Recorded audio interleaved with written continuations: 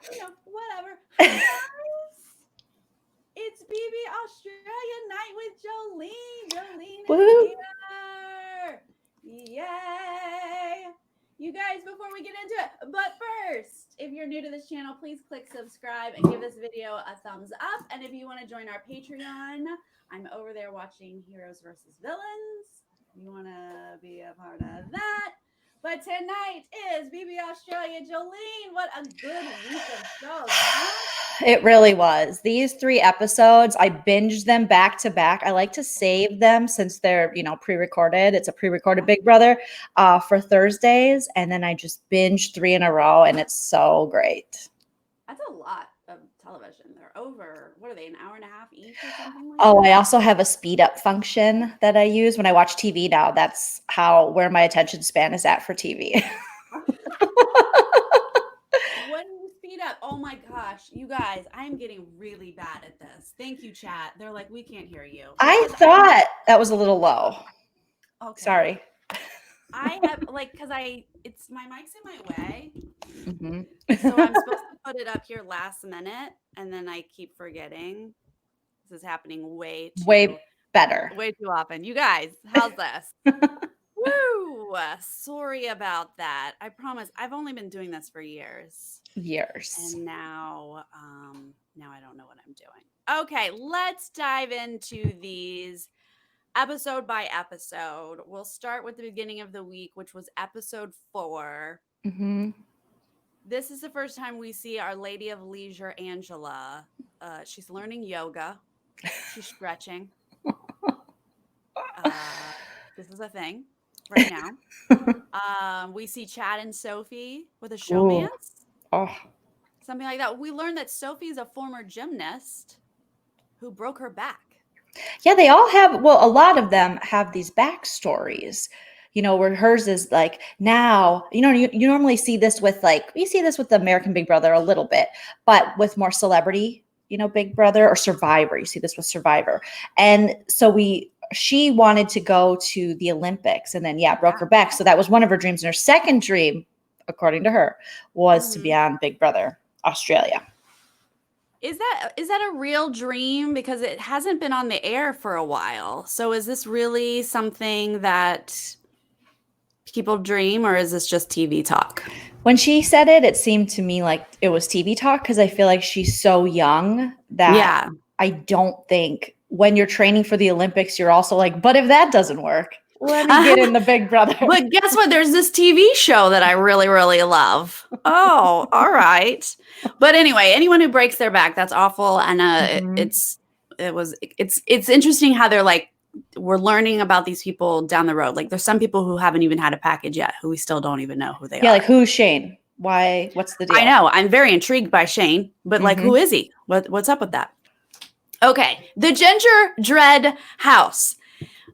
Oh, Joleen, this is one of the best things I've seen on television. Yes. This is good producing right here. This is award-winning producing, I think. Do you think they could get away with it in the United States, though? I feel like a lot of those people would complain so bad and be like, that is insensitive. Those are real fears. No, they did this on purpose. Those people clearly filled out in their application form. It was just a little question they slipped in there of like, do you have any phobias? And they were like, yes. Oh, a phobia of knees. What? You never think that's going to come up. But they were being honest. And I feel like half of these people were cast just because of their phobia so they could do this challenge. And worth it for casting. I think that paid off. When I saw the knee thing with our little friend, and I forget her name, but she's Sarah. So cute. Cute. I can only know, like I said, 2 Sarahs. You have too many Sarahs. Most important Sarahs in my life. But when I saw the knees go through, I'm like, now I have a knee phobia. That was creepy to see them through a hole. I would like to sit down with Sarah and be like, you come in contact with knees every day. How do you live? How's this a phobia? Right. But yeah, this is insane. The fact that they lined up knees and she's like, they're hairy, and people are having literal panic attacks. I mean, they're having actual reactions where they're real phobias. It's not just being like, I'm scared of snakes. Like, sure, we all don't like snakes and spiders. Like, that's fine. But these people have actual phobias.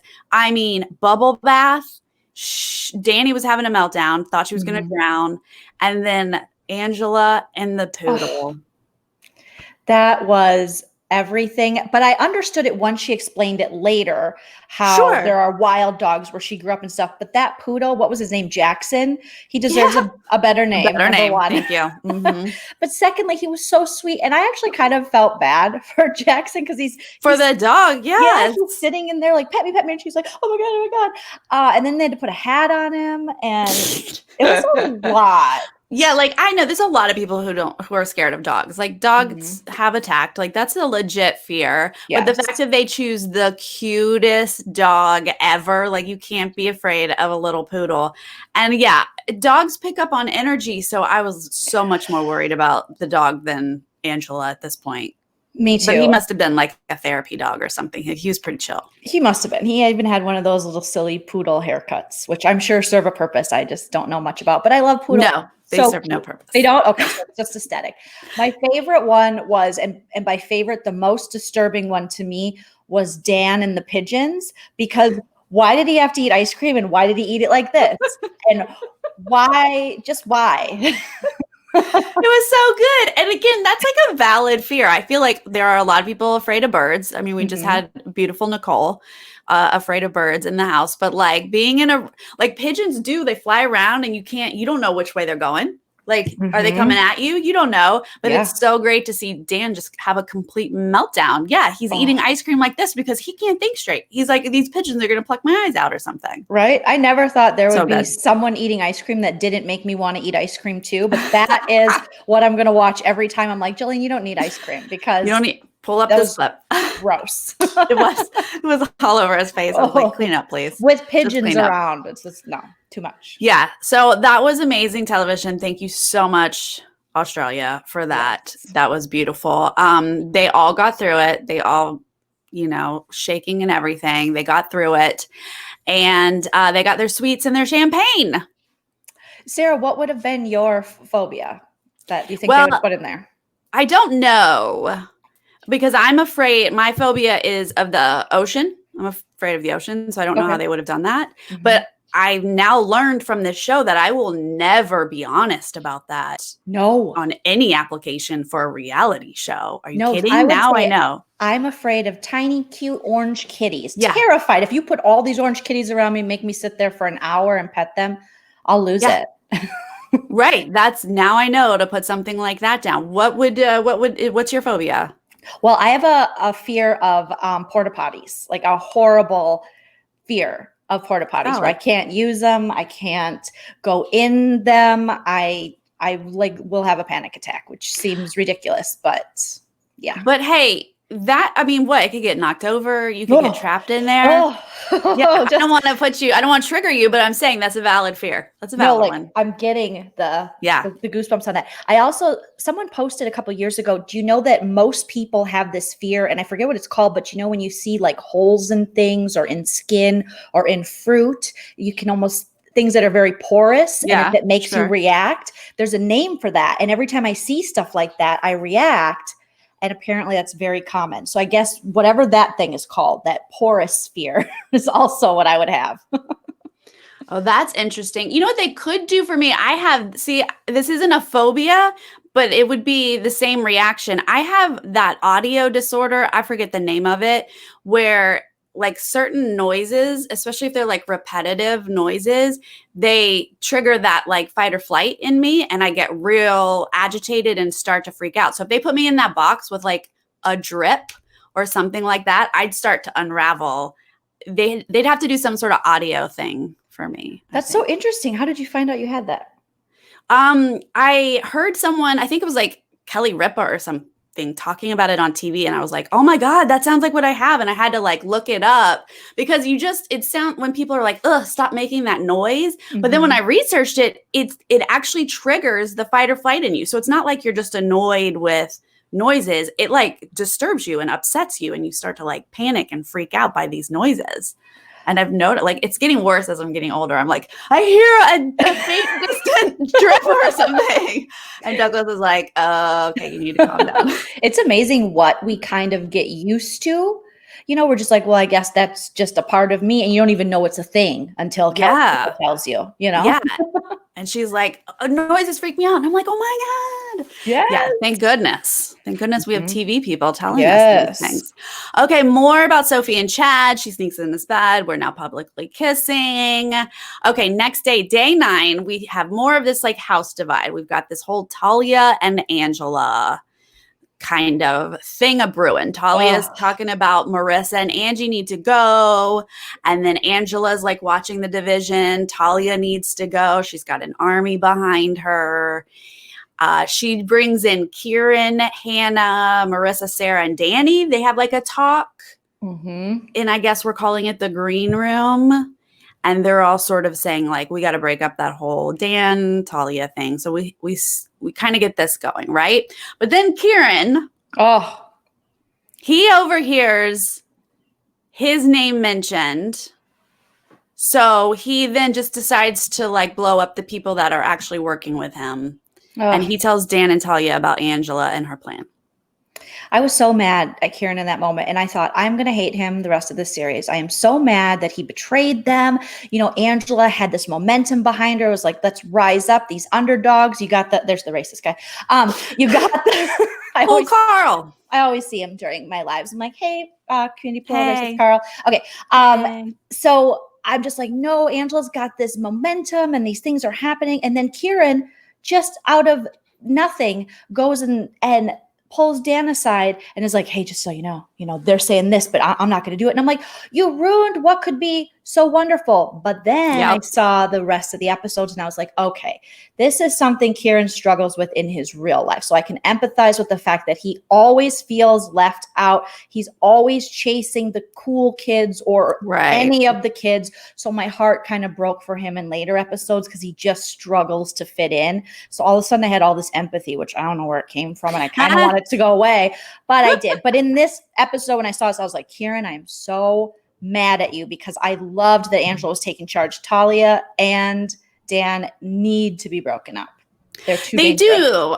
I have felt for Kieran since the beginning. Like there's just something, he's such an outsider that you just want to be like, oh, come on, come with me. But he's self-sabotaging. Like he wants to play the game, but he's playing horribly. And so like you need to know who's on your side, Kieran, and not damage those relationships. So yeah, I'm worried about him, but also he's doing it to himself. So I'm so confused. But what was interesting is it does sort of set Dan and Talia off. Like Dan's a bit unhinged. Talia is now threatening Angie. And like that kind of just makes things, it kind of lights the fire under Angela even more, I think. I feel like Talia is going to go back and watch this series when she's an adult because she's only 21 and she's going to cringe at the mean girl behavior we're seeing and at this like entitled character that's coming forth out of her. I hope she does not, looking at this at 31 again. That was cool. But I just see her behavior. And then, at the end of the episode, her behavior was just so disgusting. Oh yeah. She's a real bad sport. Yeah. She's definitely one of those that I think when she watches back, does she just make excuses of like, because she doesn't get it. She doesn't see it about herself. No, not yet. But hopefully with age and maybe being able to see this and maybe someone who loves her can point out that you look like an a-hole. Because you do. Okay, this nomination challenge, they have hanging tubes. It's kind of similar to like a Survivor comp that we see often with these hanging tubes that have pegs and the footholds decrease in size. Garth is out like immediately. He can't do it. And Angela goes to Jesus. After an hour, they move up a peg. Then when they're at the top of the peg, we're down to Angela, Zoe, Sophie, Ian. Angela's applying lip gloss. My favorite. Like, I'm going to lose my shit. I feel like that is exactly the Big Brother player I would be in that moment, is put your lip gloss in your cleavage, pull it out, get some, because if anything, what we've learned in these 3 episodes, this is social strategy. If you plant seeds, however you're delivering yourself in your social game, intimidation, and this is going to throw people off like, shit, she is putting on lip gloss. I'm not going to be able to last. And so it's really going to bug their game. So she's killing it. Right. Every time she applies this lip gloss, I'm like, Angela, are you my new favorite Big Brother player ever? Yeah. She's pretty close. Yeah, to be so unbothered by hanging on the like tiny peg and you're just like, I could be up here for hours, I think really does mess with the people who are like, oh my God, I'm gonna fall at any moment. So it goes down to Angela and Sophie, and Angela does sort of play the game of like, I'm gonna be up here for a while. You can go ahead and get down. Like, I got you.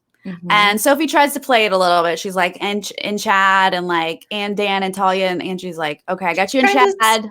Save the whole damn house. I'm like, Sophie, just you and maybe your showmance. That's it. Yeah. Talia, that's all you get. I've never heard Talia mention Sophie once.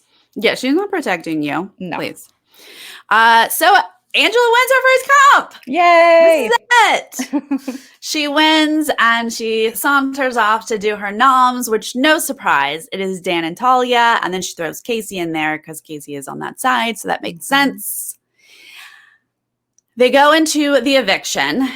And this is where I feel like Talia like really just does not look good. I mean, she hasn't looked good great yet, but like this. At first, she's like, I'm not even playing the game because I just like, I love everyone here and I've just got my friends. Cut to the end of this little scenario. And she's like, yeah, there's some people here I don't like. And I'm like, girl, you can't even keep your lies straight. And also, when you're on the block and you're pleading your case, don't say there's people you don't like. You love everyone right now because you love their votes. You got to politic this. You can't be like, some of you I don't like, and I'm going to make eye contact, and the rest of you can guess. Like, this is not good Big Brother gameplay. Yeah, you're staring people down. You're glaring at them. You're not, like, you've already been in this role and nominated people. So you could just sit there and be like, I know. I've won some challenges. I get it. You could, but she's like not a good sport at all. No, horrible sport. Horrible. And the ego and the entitlement. Ugh. It was a lot. Okay, so we get to see some votes. The people voting are just like sobbing over each other. Dan and Talia and like I was like, what's wrong with you guys? They're weeping as they're like, I was like Dan. But so Casey gets 4 votes. Dan gets 1 vote. Talia gets 11. I didn't see that coming, actually. I really thought it was going to be Dan. I know she's been shitty and entitled. I just thought for sure they're going to get Dan out because he's been a lot louder and more aggressive in the way he was coming at Angela after noms, like, you know, just being really dumb and aggro and gross. But then it made more sense. Then I'm like, oh, Joleen, you should have saw that coming with Talia because she's way more dangerous than Dan is. Well, she's won more comps than Dan so far.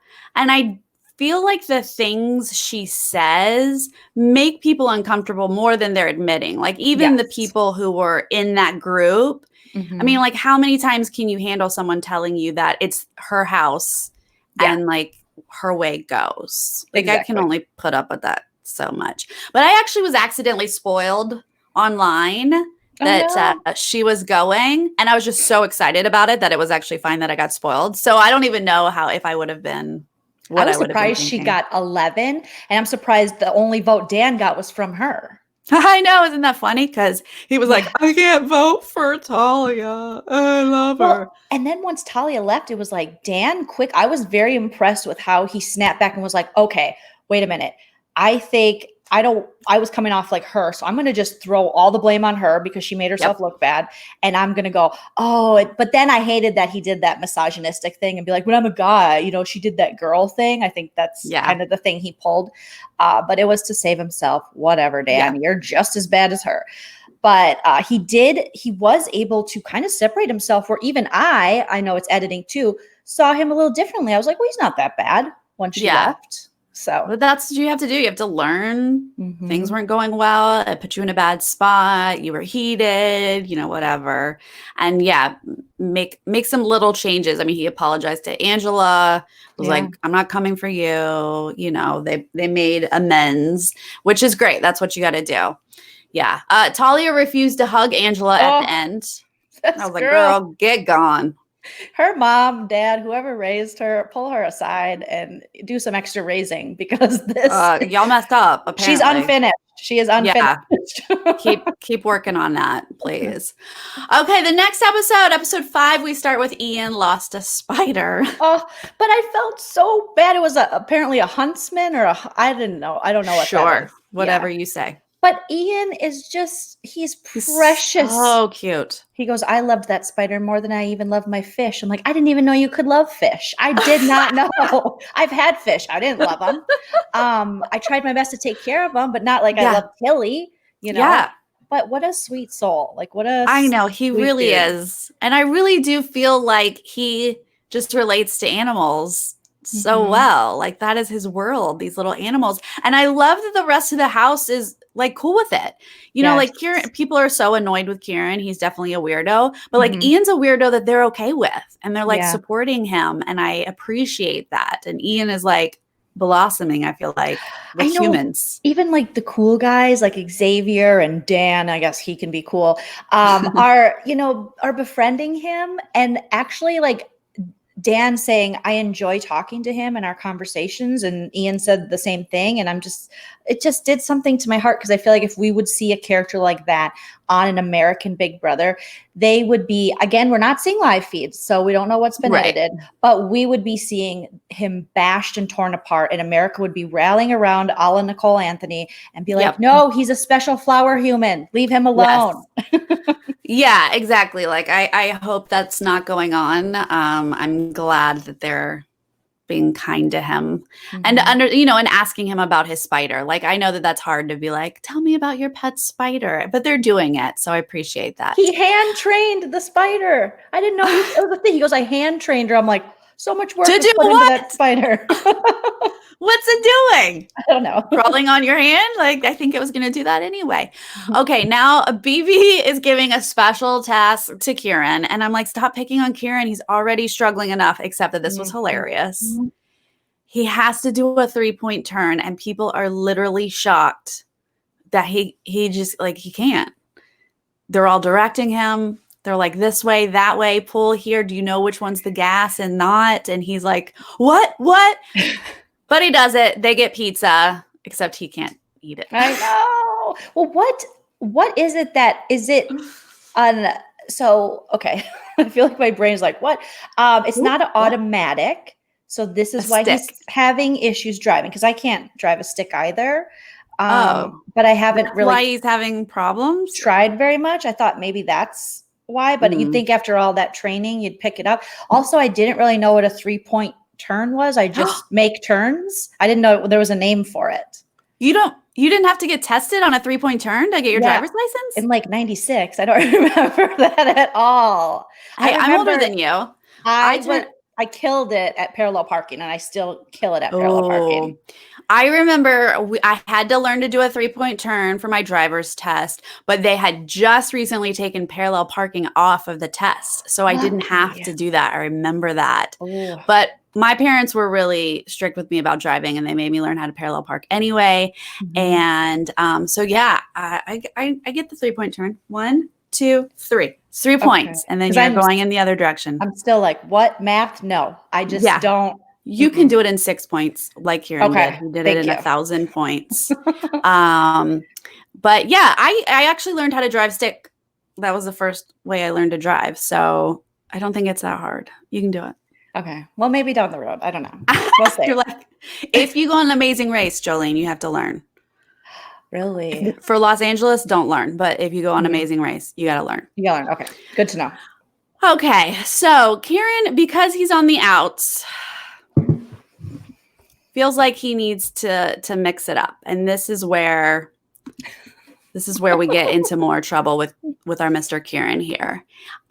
He decides that he needs to make up some lies and stir the pot, and he wants to target a newbie. So he chooses Danny. And he tells Garth that Danny called him a snake.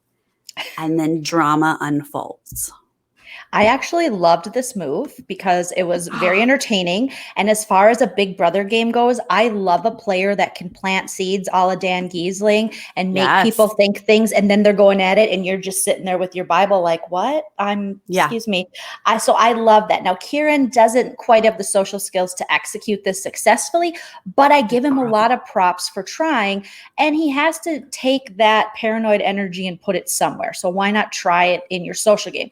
It probably was going to come back and bite him like it did, but it could have been a lot worse. It could have, bit him when she was still in the house, when he was could have been put up for nomination. So really, it wasn't that unsuccessful. I mean, people already looked at Kieran as a weirdo and a big gamer, so he really didn't have a lot to lose.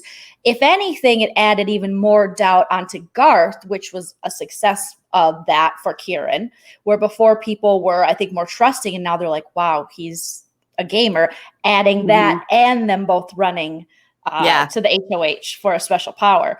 So, and I don't know. I thought it was a decent Big Brother move. It just, he lacks some of the cool undercover skills you need, because he's watching everyone, his tongue's out like, it's like, oh, Kieran. I know. I agree. Like, I love that he wants to play. Like, I love that he's thinking about these things, because, of course we want to watch someone plant us a complete lie and watch drama unfold, and then all of a sudden you're not the target anymore. But it's like, first off, I thought his first mistake was going after Danny, because Danny was actually a part of the group that he was in. Like, he needs to stop thinking of like, I got to get in with everybody. He needs to see who his group actually is and don't screw them over. So getting rid of Danny was actually not helpful for him and Angela and Marissa and that side of the house. And he just doesn't, he's not pulling it off flawlessly. No, so that's a bummer. He's definitely going against, like you said, his side, his people, even when he ratted them out. And now he's planting secrets about them to each other, when he should be doing that on the other side. Cause trouble between that little, I don't know why I keep calling it like the cool kids alliance, but the OG. It is. It's kind of like the cool kids. Cause problems over there. Okay, so this nomination challenge, they have these hanging funnels of water. And now it's already raining outside. It doesn't look like good weather. But these funnels of water, you have to just hold it closed with a finger or a hand or something like that. But meanwhile, not everyone could, like, some of the guys could cover it with their hand, but like Sarah is reaching like she can barely get a fingertip up there. I did not feel like that was fair, but I love this because they just have to keep their arms up forever. I love the comps this season on BBAU. I wish that so good BBUS would use this, because I feel like these are kind of old school BBUS comps, because it kind of gives everyone a chance. Yeah, there's still ones where you have to, what's the word I'm looking for? Endurance. But it's not like, super hard. And they're adding in these really fun twists where they're offering up. I feel like they used to do that in the old days of BB, where they'd be like, well, you can get the power of veto, or you can get $5,000 cash. And people are like, I'll take $5,000 cash. So I like that they're adding these advantages to get them out of the game. It makes it so much more fun to watch than just watching people spinning and spinning every season, or hitting a wall and hitting a wall and hitting a wall. Yes. I mean, the fact that Sarah runs in for mango nectar threw me a bit. I was like, who drinks mango nectar? I don't know, but also I don't care what it is. I'm not running in to drink it. I'm trying to win a game. Here's my question though. Chad, very specifically, they call out Chad. And this is where I'm like, they must have different rules down there, because in the US, I don't think you can do that, because we have game show rules. You can't make it unfair for one individual over a different one. But they're like, Chad, your dog's in the DR. And he like runs in there, and how adorable was that? Oh my God, I would have done that in a second for Tilly. And as I'm watching the episode, I'm cuddling Tilly and I'm just holding her and kissing her and going, Tilly, I'd do that for you. And when he's about to leave his dog and the dog doesn't want him to, and he's like, I guess I'll just give up the game. Of course he's going to give up the game. I know. That was so so sweet. Like, you can't leave your dog. Like, the dog was little and cute and they were cuddling. And then when he was trying to put the dog down, then the dog like nuzzled back and he's like, no way. It made me think like, if they were like, Sarah, Jovi, your dog is in the DR, I would have to just be like, no, I can't go in there. Because I don't think I could have. I wouldn't be strong enough. I would go. If they were like, Tilly's in there, I'd be like, wow, that's quite a trip for a cat. I better get in there. Don't worry about this game that I'm trying to win. I feel like I don't want to be too Garth about it, but I feel like I would be in really well with the people and I wouldn't be a target at that time. So. Okay, hopefully. Good. I'd have to be like, no, I can't see Joey. Oh. What if someone else was able to go, I'll go see your dog, and then they went and I'd be like, nah, step back here. You don't get to see my dog. Dan leaves for steak, and I'm just like, oh my God, these people are not playing the game. What's happening right now? Garth and Kieran run in for the advantage. Garth makes it in, and at this point we don't hear what the advantage is. But I love that people are like hanging back and are like, well, I guess we see who's strategizing. And I'm like, guys, it's a game. But that's the difference of when you watch like a BB UK or a BB Australia is gamers are deemed as bad. Where in the US, gamers are deemed as good. Not gaming is deemed as bad. So it's very different culturally. It is. It's such a mix up. But I'm glad there's still gamers in the house. Okay, at 6 hours, Marissa steps down. So it is between Angela and Xavier. Oh, yes. Angela sitting there with her lip gloss, just hanging on. Again. And he's like, oh, girl, how long are you going to be here?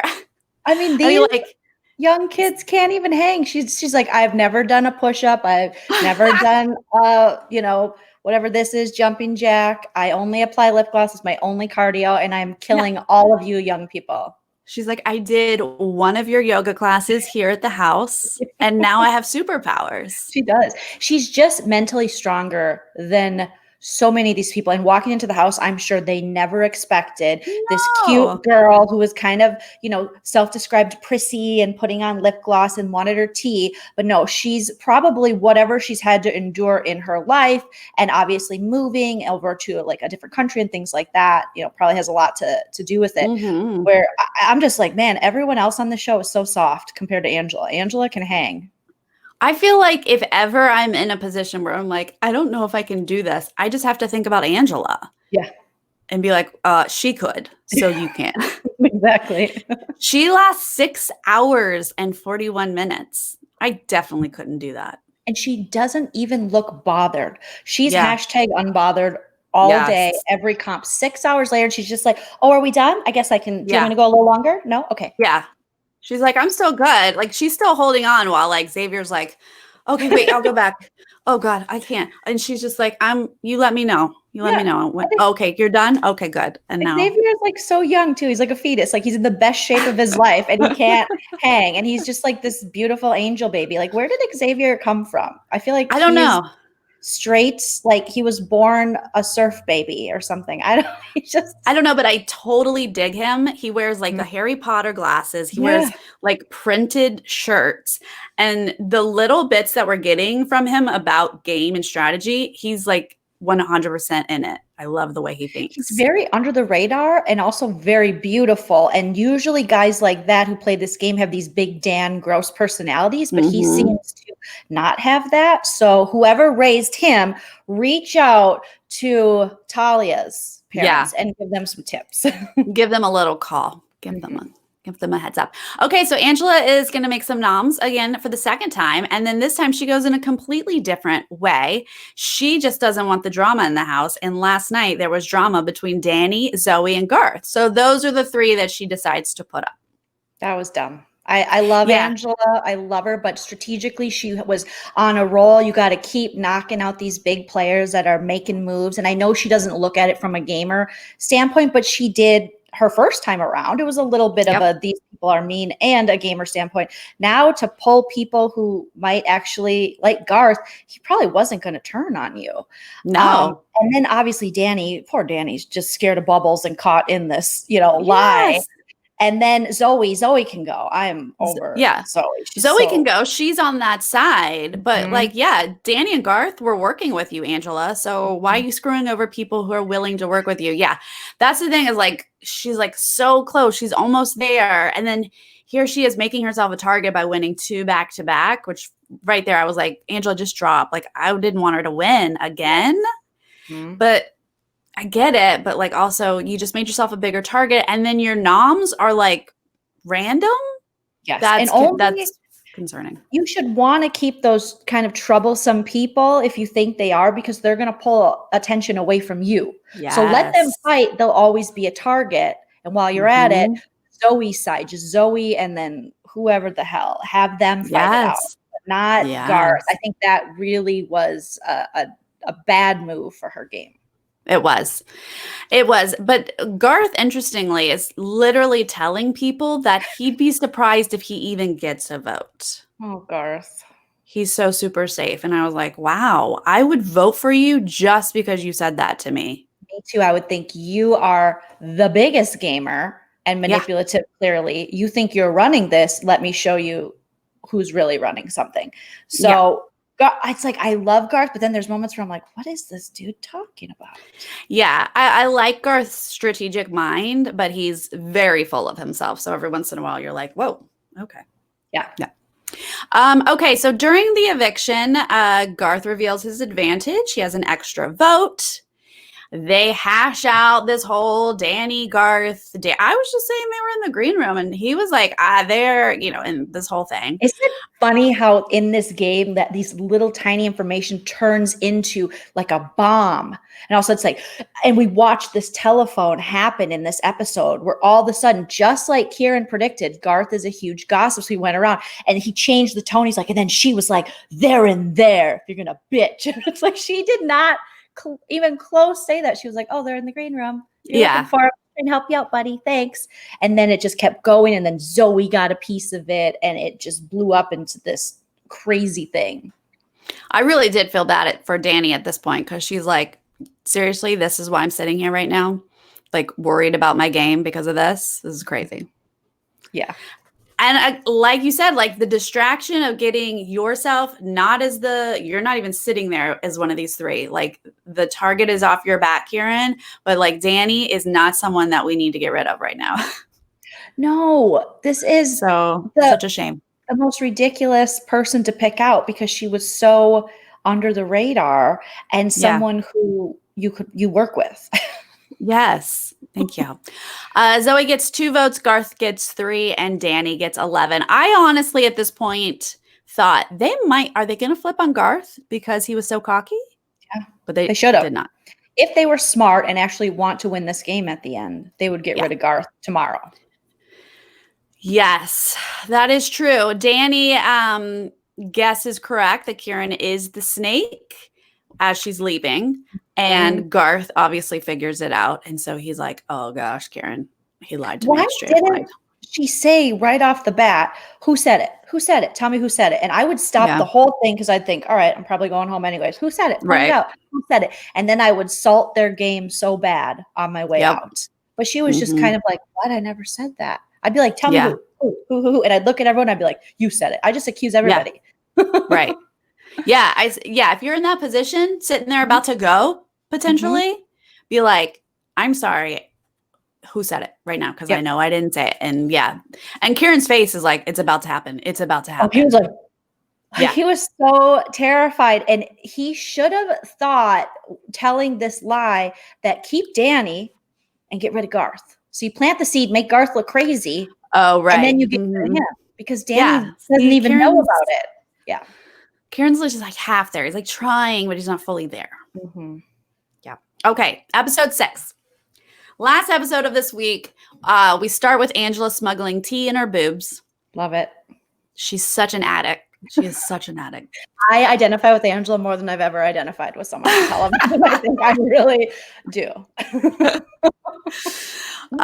Day 12, Ian is given fish to help him through the loss of his spider. Sweet. He's got a little tank. Dan sat there and he was explaining the fish. And Dan, like I said, looked Yes. genuinely interested. And I'm like, this is a very interesting friendship. I hope it's Right? real. Mhm. I do too. I mean, Dan's doing really good work. If this is fake, I'm super impressed with his Yeah. acting. Kieran is trying to smooth things over. He does apologize to Garth, but Garth is like, okay. Well, okay. They get a shopping task, and this was brilliant. Oh, Wow. Big I Brother love really messes with these people. I love when they disrupt their sleep. I Oh, adore it because it's people so lose awful. it. Being on Yes. rations and messing with your sleep in a competition that can get you off of rations if you do well at it, it's perfect. Yes. Okay, so a ball is like coming through one of those like mousetrappy type things for 24 hours. It's going to randomly drop and they're going to randomly assign an individual to it. And of course, Big Brother is picking the people who are going to the bathroom, showering in the DR, like the furthest away, the most occupied is the Oh, only people being called. The people literally right there, never. Poor they're fine. Sarah. She was in the shower and she's trying to shower with her swimsuit on. Poor And thing. she's running. And if you're a woman and you have boobs and you're trying, she's holding She's, her boobs and she's she's just like trying to catch, and she's doing a great job. But then she goes back in the shower and they call her again. again. Gotta carry your boobs with her, She's like soapy and slippery, and she's just like trying to get out there and keep everything in at the same time. Poor Sarah. But we do eventually start to see people dropping them. Like they're running because they're just like running out. Like they're fumbling to get it. And sometimes it's dropping. Like Angela misses it. Matt misses it because he was pooping. They call him when he was doing number 2. He's like, I can't get up right now. Hannah drops it because she's got like, yeah, he was like almost there. Poor guy. Hannah's got like food on her hands. She misses it. Sophie's in the shower. And then it becomes nighttime. They're setting up outside on the couches. But of course, they're calling the people who went to a bed. So these people are bolting out of their beds, and you can tell they're asleep. They're like trying to get there, but then like they fall over and they can't catch the ball. Trying to be coordinated within seconds of waking up is impossible. So you're seeing, like Hannah, who's whatever she is, a footballer or whatever. Then you're seeing Sophie, who's a gymnast, all these athletes just like, what? I can't even handle it.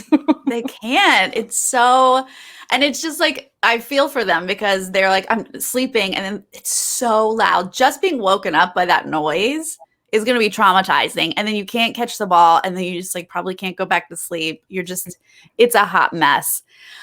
But the next day we find out that out of the 34 balls, they could have made $340.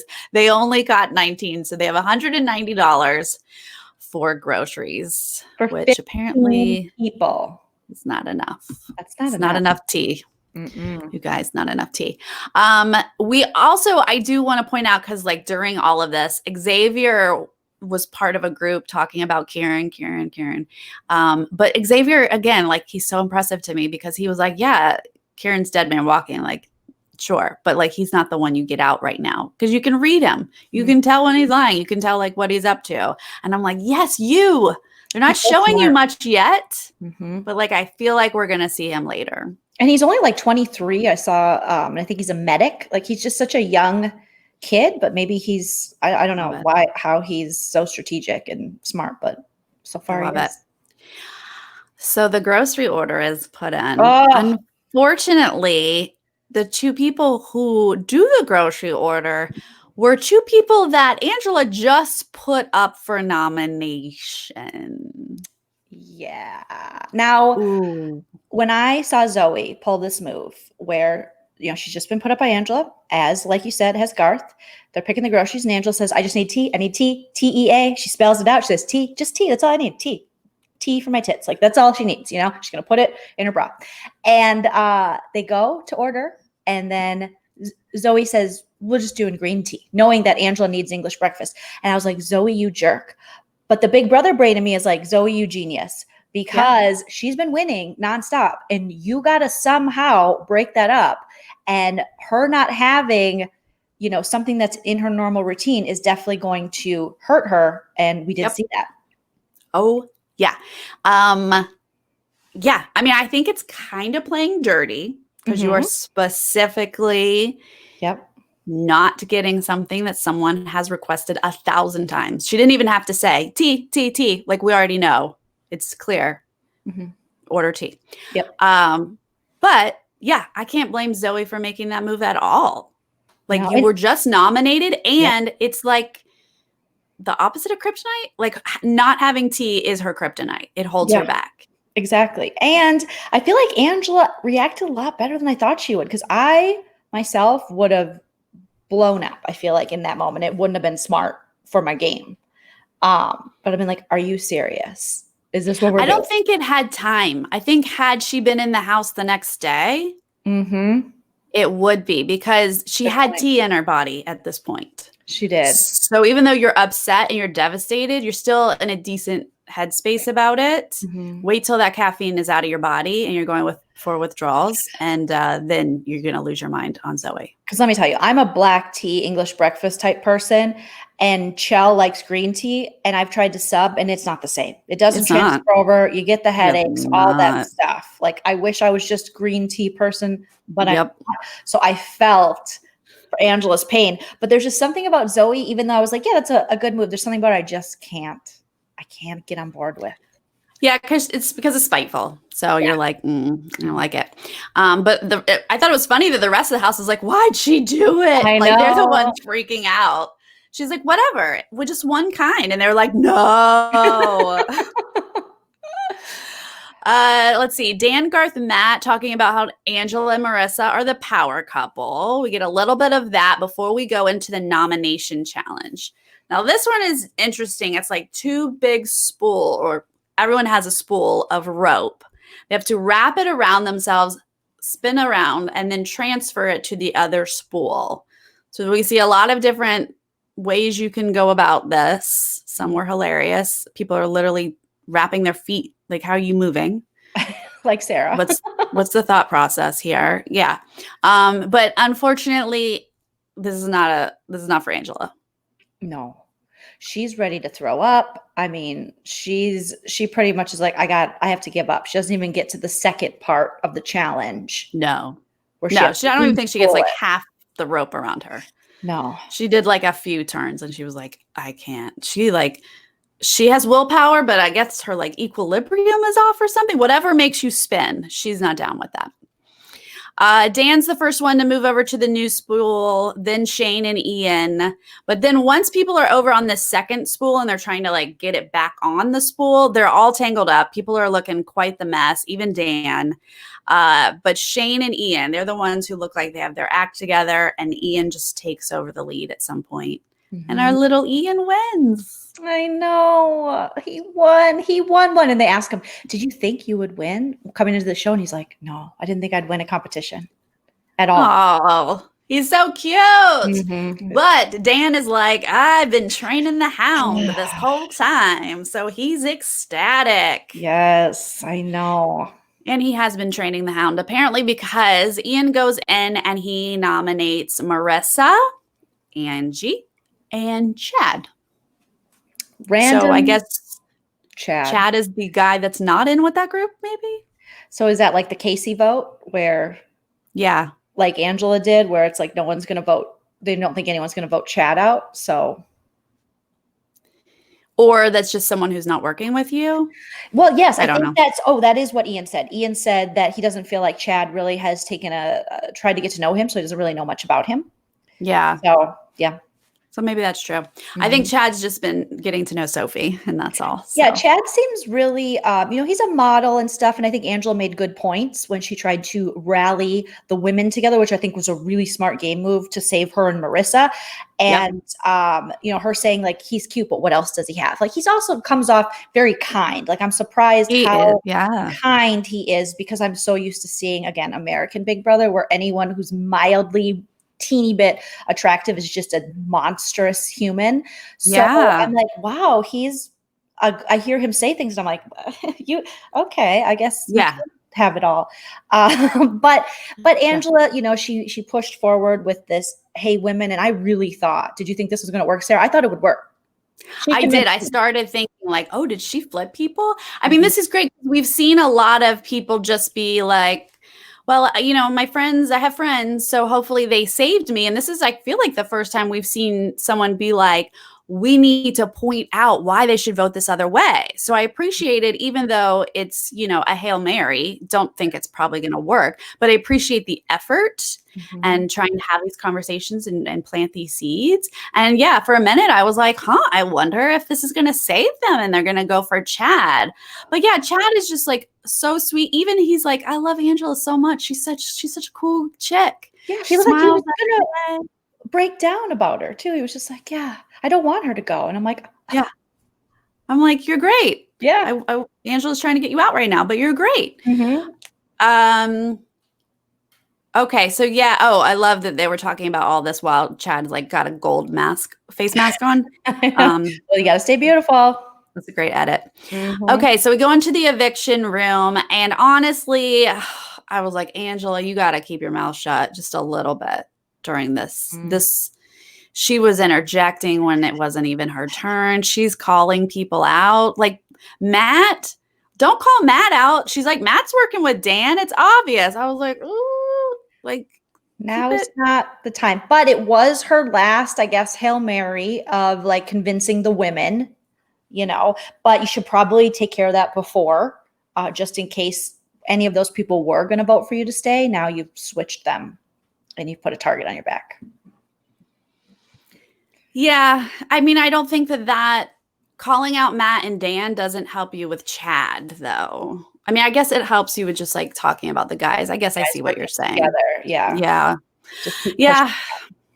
That's true.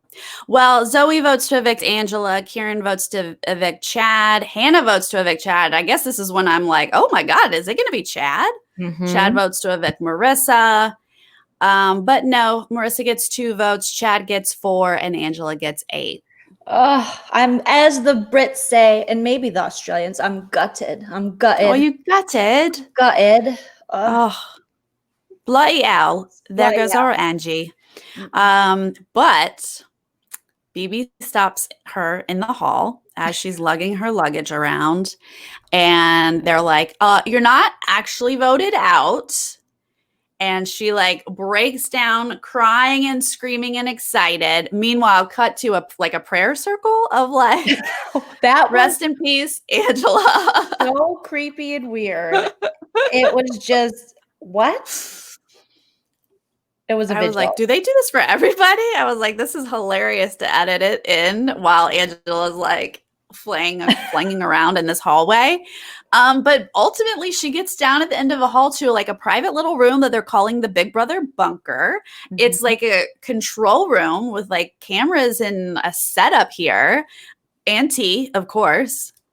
God forbid we don't have tea here. I know. And they just leave us with that she gets to have revenge for a few days.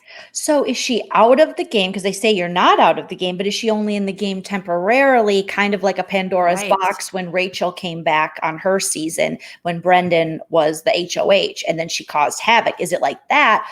But then I think, well, maybe she can come back into the game, because I've seen this done on Celebrity Big Brother UK, where they sent, I think, Farrah Abrams and someone else at the time off, where they thought they went home, but they sent them where they could watch for like a day or two people interact and talk about them. If they get to watch, were they able to go back in? I think they were able to go back into the game then, but it was the Brits that were voting. The audience was voting who goes and who stays. So I don't remember exactly how it went down, but it makes me think, because we don't have all that information, but they did say you're not out of the game. You might have had the most votes, but you're not out of the game. So it made me think that maybe in a couple days or at some point she gets to compete to go back in, or the next person who's evicted, she gets to swap out or something like that. But then that's really kind of shady if she gets to see things. But maybe she doesn't really get to see everything. Maybe she's only going to get revenge, because the preview does show like I don't know if it's a comp, but there's like activities that she might be making these people endure through. Yeah, so maybe that's the only access she gets.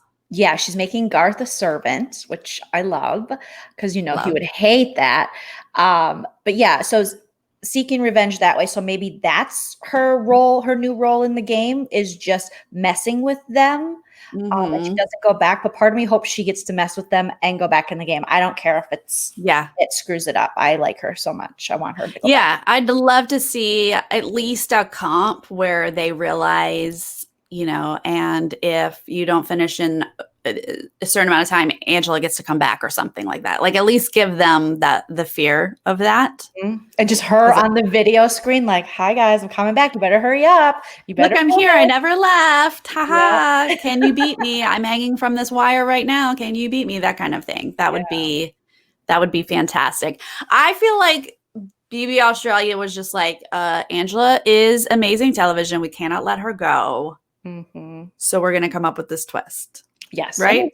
Everyone in an agreement with that? Yeah. We've seen stuff like that happen on BBUS too, where they didn't want certain people to go. So they made it so they could come back. They made a 6-piece puzzle so that they could come back. What? Yes. BB20 Caitlin. Yes. And then they couldn't do that. Where your spirit Production tried. Okay. Really heavy. It weighed more than Caitlin. No. Fair. Sure. Prayers. Thoughts and prayers. This was some of the best television I've ever seen. I love the show so much. I love it so much too. Like I said, the competitions and adding in the factors of offering them things to get them to go out of the game. I love that. I love that they're on rations. I think BBUS, one thing they need to bring back is food comps. You need to earn all that food. If you're going to sleep, this is a game where you're not supposed to come in and be on vacay and tan and get, a bigger six-pack. Yes. Supposed to struggle. We used to do PB&Js, then we did slop, and then slop just got dropped because last year weak-ass Jackson couldn't handle it. Just refuses to do it? Like these people can't even have coffee? Yeah. These are like basics. So I love that about Australia, and I wish the US would implement that back into the game where you get the basics, which most people in the United States they don't have this fancy budget to be like, we'll have all this salmon we're ultimately going to throw away. And then you do these comps to earn more money to get like special things. Because you see on BBUS, they're just huge bags of M&Ms that people are just munching on. And it would make the game so much more interesting if they were struggling a little more, especially with food stuff. I love when they get messed with in any regards. And so the fact that these people in Big Brother US are like just on vacation and they're just putting in requests. They're like, make sure we have more of that, cookie dough that we want or something. And you're just like, you literally can ask for anything? Wow. BBUS has become so spoiled where now your big punishment is a onesie. I don't want to see a onesie my damn life. I don't give a crap about a onesie. You better be out there and they better be dunking you in sludge, cuffed together like Brittany and Brendan. I keep mentioning that season, but season 13, and stuff like that. I don't care if you're like that Christy Tommy thing where they were poison ivy, like just knock me out. I do not want to watch these onesies. That's not a punishment. A punishment is, back in the day, like BB-8, like, will you remember when, I forget who the woman was, but she decided to sit out for 5 weeks of an HOH just to save another player from getting backdoored. And then she didn't even save him. And so she had to sit out for 5 because they veto, like, would you do this? Would you that? Would you be on set for the rest of the summer? I miss those kind of days in Big Brother. We're rewatching BB7, the original All Stars, and they just introduced slop. And these people tied together had to dunk their head in and pull out rats in their mouth, and they're covered in slop. I mean, like, that's what I need. I need you to be disgusted and starving and messed with. Yes, I totally, I know we sound cruel, but it does sound cruel. It literally has turned into some really messed up summer camp for these Big Brother house guests, and we need to get back to the basics. Yeah, I mean, I think some of the torturing that Australia is doing might be a bit too much, but I'm okay with it. But maybe somewhere in the middle for America. Yes, we could do a little bit more because, like you're saying, people are like, "Oh, I want more cookie dough," and you're like, "Dude, I watch you on the feeds. You eat a pound of cookie dough a day. You're good." Yeah, torture them all. I love it. I love it, even though it sounds horrible to say it. Well, maybe if they're being tortured, they won't have so much time to be racist or disgusting in showers. You know what I mean? Yeah. Maybe. Stop being problematic, maybe. It'll stop their boners or something. I don't know. We'll see. That'd be great. That would be great. Oh my goodness, you guys, thank you so much for joining us tonight. I am very much excited about whatever this twist is with Angela and another week of BB Australia because it's fantastic. Yes, Sarah, thank you for including me on Thursdays. I love it. I love being yes, Joleen, and then talk to you about it.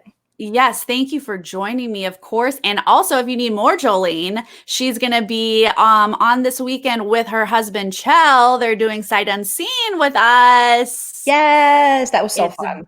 Very fun. Can't wait for that to go up this weekend. And of course, Joleen and I over on Jolene's channel have our podcast, Good Pop, every Saturday at 3 p.m. Pacific. Yay. Over at Jolene's. Okay, you guys, have a wonderful evening.